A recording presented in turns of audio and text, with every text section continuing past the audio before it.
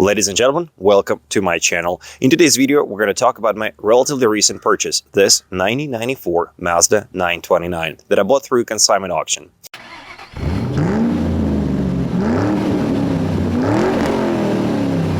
Alright, dear viewers, very briefly, between October of 2022 and April of this year, I owned a gorgeous Mazda 929. I started shooting this material around December of 22, so some references might be outdated. Nevertheless, I hope you will enjoy it. So quick story about how I bought this car. I used Proxibid, and just want to make it clear, I'm not affiliated with this website and this company. This is just literally a story, customer feedback if you want. It went absolutely smoothly. They represented the car to the best of their knowledge, which they did. At the time the car started, it drove. There was a video how to do it. Unfortunately, the moment I think the auction is over, the link to the auction disappears. A couple of weeks later, I picked the car from Uniontown in Pennsylvania. I drove back to Ohio without any problems. Some problems started later on. Well, actually, the first thing that went wrong was at the gas station where we parked the car and went to get some food. When we got back, the alarm system started blaring. And there is no key fob to turn on and off the alarm. The alarm system here literally works through the key. You lock the car goes automatically on alarm, and vice versa. Found out later what it seems like happened, that they replaced the keys. So they had to replace all the door locks in there. And thanks to my friend Tom, who's the greatest mechanic, by the way, Tom's Auto Service in Pataskala, Ohio, guys. If you need a reliable, trustworthy mechanic that is not going to screw you over, Tom is the guy. Tom works with any types of cars, works both foreign and domestic American cars. The best guy I ever worked with. He helped me with my cars in the past, and so it was a natural choice to go to Tom when I bought the car, just to get it inspected, see what's wrong with it. Anyway, so what happened is that the door lock itself is connected with two wires to essentially what is, like, I would say, a sensor, well, alarm sensor essentially. And when you lock the car, obviously those wires send the signal to the alarm system. Okay, the system should be engaged. Those two wires were disconnected. The door panel itself was a bit loose, so I don't think they attached it properly. It was broken. Again, thanks to Tom, it was all fixed through him, and now the alarm car gets an alarm, no problem. Locks, unlocks, it doesn't scream or yell. Thanks to Tom, it all works fine now. It's a one-owner vehicle. Previous owners were a couple that, through a consignment auction, sold their car. I don't think there was an estate sale because I think there were their names on the title. Anyway, so it is already now registered in Ohio. It's perfectly fine. There were issues with the thermostat, so the thermostat had to be replaced, and the heater core flashed.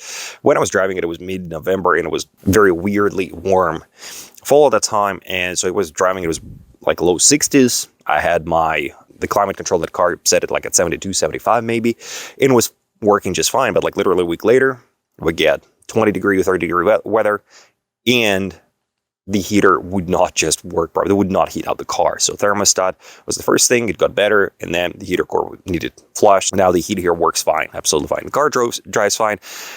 Again, due to bad weather, it's a rear-wheel drive car. We don't have winter tires in Ohio. They're not very common, at least here. So this car is sitting most of the time. So we're going to clean it up a little bit, try to fix a few things that are cosmetically wrong. Mechanically, knock on wood, this thing is all right. A quick fun fact about thermostat replacement on 929.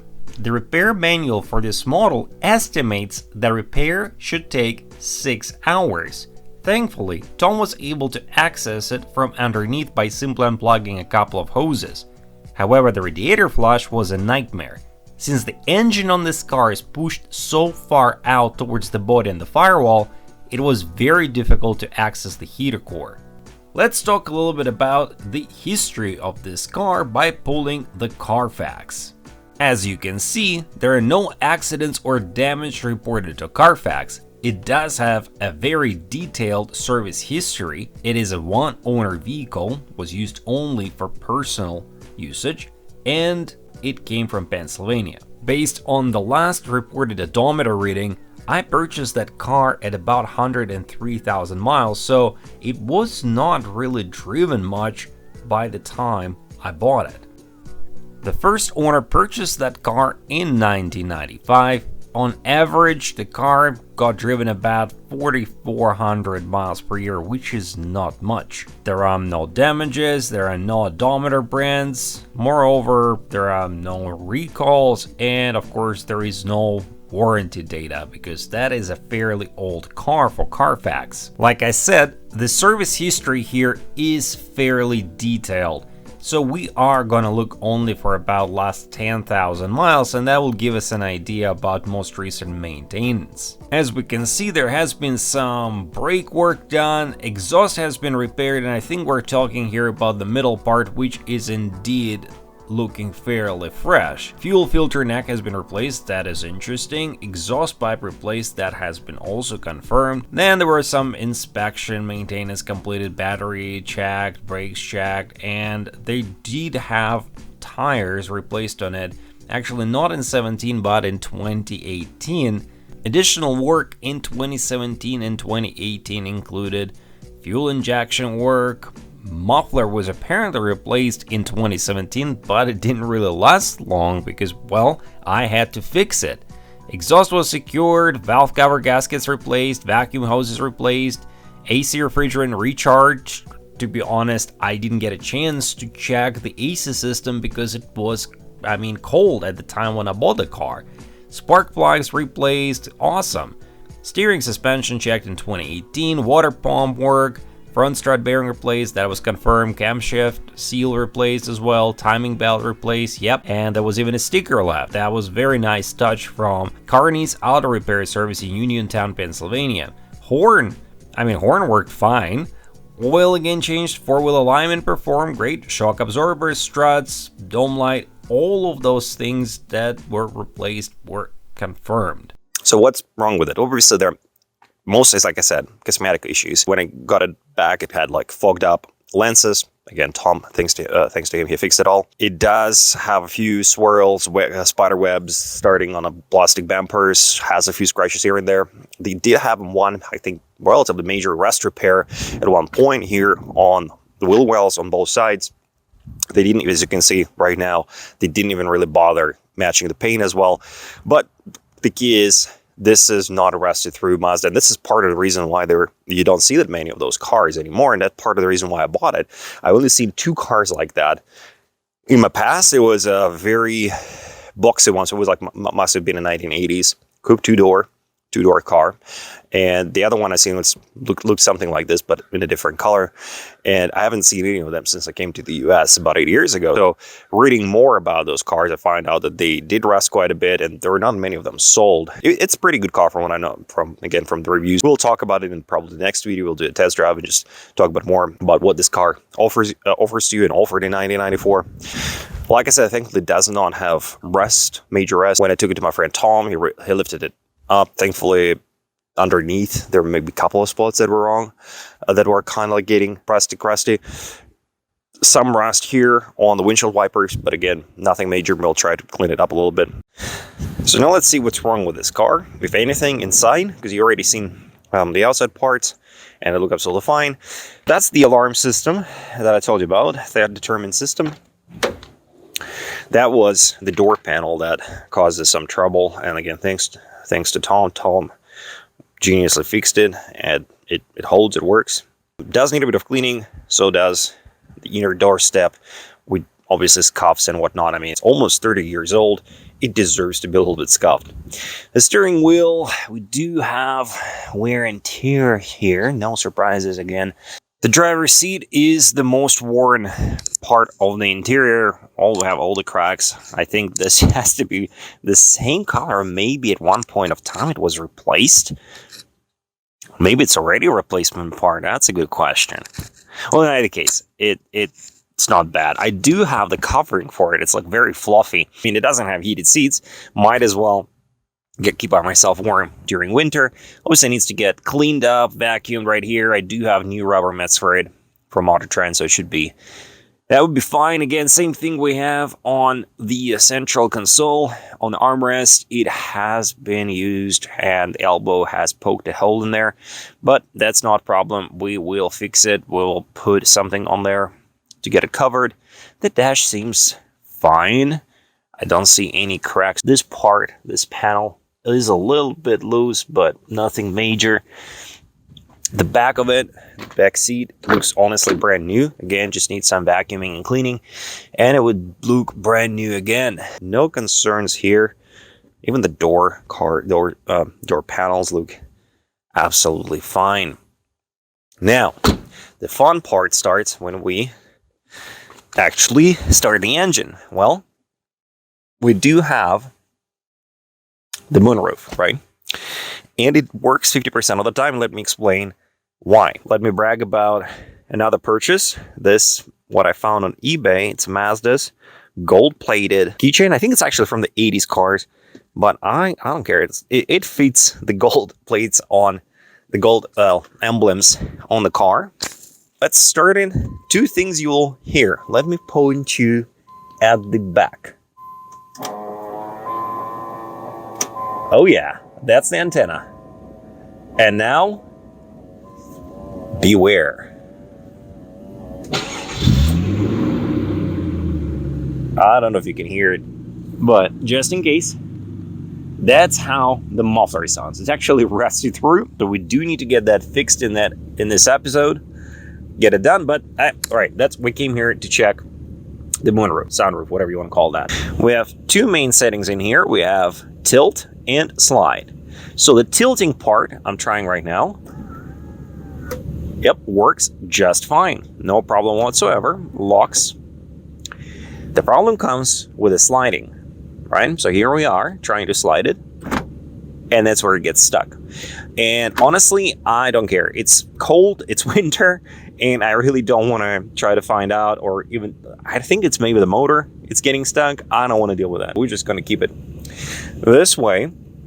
Otherwise, yep, that door panel needs this vinyl re-glued, but other than that, again, nothing major. Outside,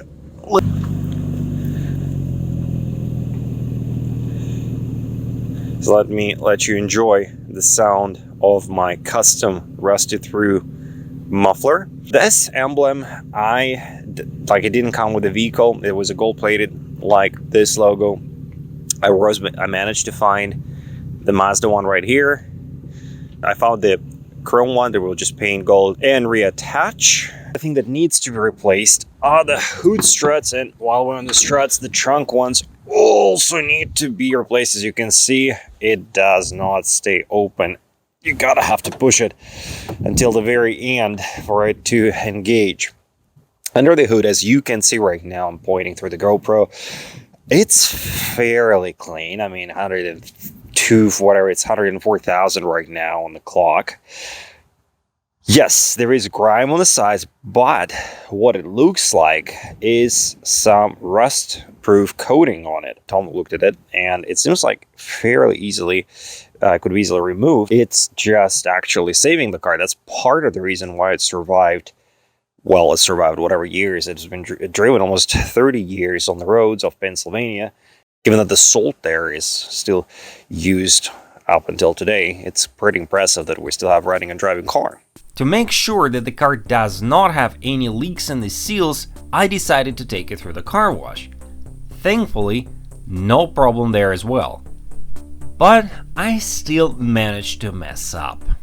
Some of you may have already asked the question, did he turn out the radio or shut off the car while he was in automated car wash, because he has a power antenna that he just bragged about? And the answer is no, I have not. And now the antenna does not completely go down, and more importantly, it got bended. It doesn't fully retract. It still works, but anyway, I found the replacement mask for about $25 on eBay. So while we're waiting for that one, the replacement process for trunk and hood struts, or lift supports, whatever is the right term here, turned out to be more difficult than anticipated. On the modern vehicles, these struts are secured by a retaining clip, and once removed, they just pop straight out. However, this is not the case on this Mazda. The lower part on the trunk is secured by two bolts which can be easily removed, while top parts need to be unscrewed, since the joint where you typically attach the strut is connected to the strut itself and cannot be removed separately. The new lift supports, though, come with the replacement hardware, and new ones already follow a more conventional retaining clip, yet the bottom will still need to be unbolted. The old supports have been on the car since it left the factory, which I think is impressive. Once both new struts are installed, it becomes a bit challenging to close the trunk, but it is definitely worth it. Since the hood strut replacement process is nearly identical, let's move on to refreshing slightly corroded windshield wipers. Here, there are no challenges. Wipers are secured by only one nut on each of them. First thing, I remove rust using irreplaceable WD-40 and this sanding sponge.